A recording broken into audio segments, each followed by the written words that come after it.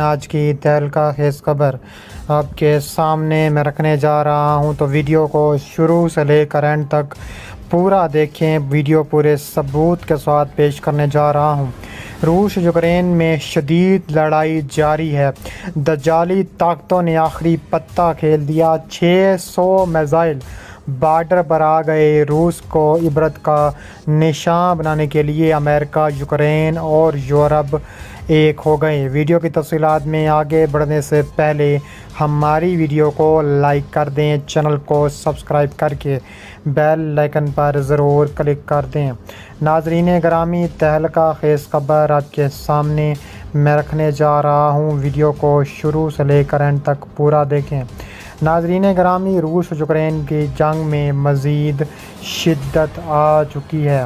روس پر مزید میزائل حملوں کی دھمکی دے دی گئی ہے اور روس کو کہا جا رہا ہے کہ وہ اپنے میزائل کو ترک کر دے۔ چین یوکرین میں روسی فوج کو ملٹری ٹیکنالوجی فراہم نہیں کر رہا، امریکی انٹیلیجنس کا الزام سامنے آیا ہے۔ امریکی انٹیلیجنس رپورٹ میں کہا گیا ہے کہ چین روس کی مغربی پابندیوں سے بچنے میں مدد کر رہا ہے اور ممکنہ طور پر ماسکو کو یوکرین میں استعمال کے لیے فوجی اور دوہری استعمال کی ٹیکنالوجی بھی فراہم کر رہا ہے۔ یہ تشخیص نیشنل انٹیلیجنس کے ڈائریکٹر کے دفتر نے کی ہے اور خفیہ معلومات پر ایوان کی اسٹینڈنگ کمیٹی نے اسے جاری کیا ہے۔ فروری 2022 میں ماسکو کے یوکرین پر حملے کے بعد سے چین نے بارہا روس کو فوجی ساز و سامان بھیجنے کی تردید کی تھی۔ رپورٹ میں کہا گیا ہے کہ چین کچھ دوہری استعمال کی ٹیکنالوجی فراہم کر رہا ہے جسے ماسکو کی فوج بین الاقوامی پابندیوں اور برآمدی پابندیوں کے باوجود یوکرین میں جاری جنگ رکھنے کے لیے استعمال کر رہی ہے۔ رپورٹ میں مزید کہا گیا ہے کہ کسٹم ریکارڈ سے پتہ چلتا ہے کہ چین میں سرکاری دفاعی کمپنیاں روسی سرکاری دفاعی کمپنیوں کے لڑاکا طیاروں کے لیے جہازوں کے نیویگیشن آلات، جیمنگ ٹیکنالوجیز اور اسپیئر پارٹس فراہم کر رہی ہے۔ رپورٹ میں مزید کہا گیا ہے کہ گزشتہ سال ماسکو کے یوکرین پر حملے کے بعد چین روس کے لیے زیادہ اہم پارٹنر بن چکا ہے۔ چین اور روس نے چینی یوان میں طے شدہ دو طرفہ تجارت میں حصہ بڑھایا۔ دونوں ملکوں کے مالیاتی ادارے باہمی کرنسی میں ادائیگی کے نظام کے استعمال کو مزید بھی بڑھا رہے ہیں۔ اس کے علاوہ مزید کہا جا رہا ہے کہ یوکرین پر مزید حملے کرنے کا حکم جاری کر دیا گیا ہے۔ اس کے علاوہ یوکرین نے روس کے زیر قبضہ 50% علاقے واپس لے لیے ہیں۔ امریکی وزیر خارجہ کی بڑی اعلان سامنے آئی ہے۔ امریکی وزیر خارجہ بلنکن نے کہا ہے کہ یوکرین نے روس کے زیر قبضہ اپنے 50% علاقے واپس حاصل کر لیے ہیں۔ اس کا جوابی حملہ جاری ہے اور یہ کئی ماہ تک جاری رہے گا۔ انہوں نے یہ بات اتوار کو CNN سے گفتگو میں کی ہے۔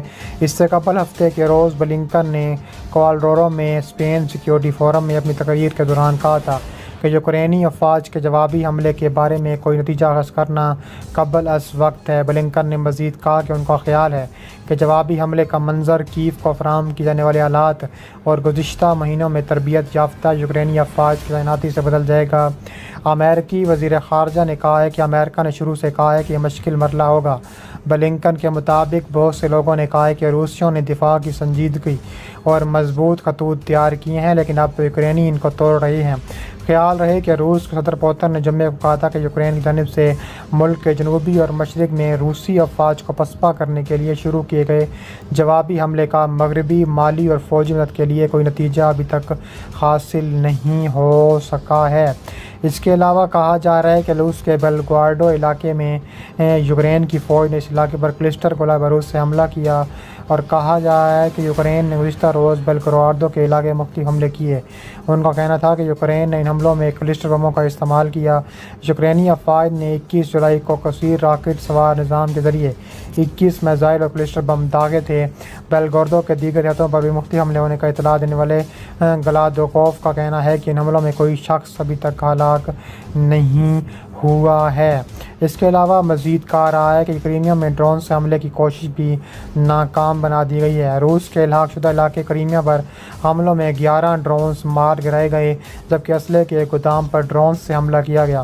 کرائمیا کی نام نہاد انتظامیہ کے سربراہ سرگئی ایکسنوف نے سوشل میڈیا پر بتایا ہے کہ علاقے میں 11 ڈرونز کو مار گرایا گیا ہے، جبکہ ایک ڈرون نے جان کوئے میں واقع اسلحے کے گودام کو نشانہ بنایا، جس سے ایک مکان کو نقصان پہنچا ہے۔ اس کے علاوہ مزید کہا جا رہا ہے کہ روس نے مزید حملوں کا بھی اعلان کر رکھا ہے اور روس مزید حملے کرے گا۔ اس کے علاوہ وائٹ ہاؤس میں قومی سلامتی کے ترجمان جان کربی نے جمعرات کے روز میڈیا سے بات کرتے ہوئے بتایا ہے کہ امریکہ کو موصول ہونے والا ابتدائی فیڈ بیک سے چلتا ہے کہ روسی دفاعی ٹھکانوں اور کارروائیوں کے خلاف کلسٹر بموں کا مؤثر استعمال ہو رہا ہے۔ انہوں نے کہا کہ یوکرینیوں کی جانب سے ہمیں ابتدائی فیڈ بیک ملی ہے کہ وہ ان کلسٹر بموں کا استعمال کافی مؤثر طریقے پر کر رہے ہیں۔ انہوں نے بتایا ہے کہ اس سلسلے میں مزید تفصیلات یوکرین سے حاصل کی جا سکتی ہیں۔ یوکرین نے گزشتہ دنوں میں جب خبردار کیا تھا کہ اس کے پاس موجودہ ہتھیار ختم ہوتے جا رہے ہیں تو امریکہ اسے یہ ہتھیار فراہم کرنے پر رضامند ہو گیا تھا۔ حالانکہ اس کے حلیف برطانیہ، کینیڈا، نیوزی لینڈ، اسپین نے ان کے استعمال کی مخالفت کی تھی، یوکرین نے بھی اس سلسلے میں یہ وعدہ کیا تھا کہ کلسٹر بموں کا استعمال سے دشمن روسی فوجیوں کو پیچھے دھکیلنے کے لیے کیا جائے گا۔ یوکرین کو کلسٹر بم فراہم کرنے کی امریکہ کی جانب سے تصدیق کے بعد روسی صدر ولادیمیر پوتن نے کہا ہے کہ اب روس بھی کلسٹر بموں کا استعمال کرے گا۔ کلسٹر بموں کو جب گرایا جاتا ہے تو اس میں موجود چھوٹے چھوٹے بم بڑے علاقے پر پھیل جاتے ہیں اور ان میں سے بہت سے پھٹنے سے رہ جاتے ہیں، جو برسوں تک شہریوں کے لیے خطرے کا سبب بنتے رہتے ہیں جب تک انہیں ناکارآمد نہ بنا دیا جائے۔ یہی وجہ ہے کہ دنیا کے تقریباً 120 ملکوں نے کلسٹر بم کے استعمال پر پابندیاں لگا رکھی ہیں۔